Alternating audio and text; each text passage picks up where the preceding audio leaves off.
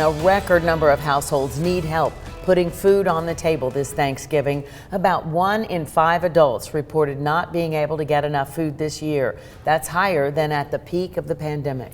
Our local food pantries are stepping up to help. Liam Collins reports on the increasing demand.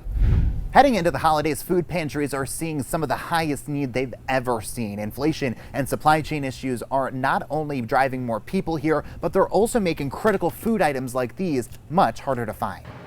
The need for the food on the Tri-State Food Pantry shelves isn't getting any better. Director Rose Powell sees it every time they open their doors. We have a lot of repeat clients that come back to us and know that this helps them manage their budget. The food pantry typically serves about 300 families every month. This year, they saw about 50 more families than that. It almost emptied them out. The high cost of groceries and gasoline and housing accommodations has all been affecting the people that live here. The record demand has been drowned out by high inflation and kinks in the supply chain. They both have been making it harder to put food on the table. The New York State Farm Bureau expects the average family to spend nearly $20 more on the same food this year, a nearly 30% increase. When there is meat available, we will try to buy some for a several months supply. With near record inflation rates, more people than ever are expected to rely on food pantries this year. 1 in 5 adults reported not being able to afford the same amount of food they could before the pandemic. Normally, November and December, the numbers are always a little higher, I think because people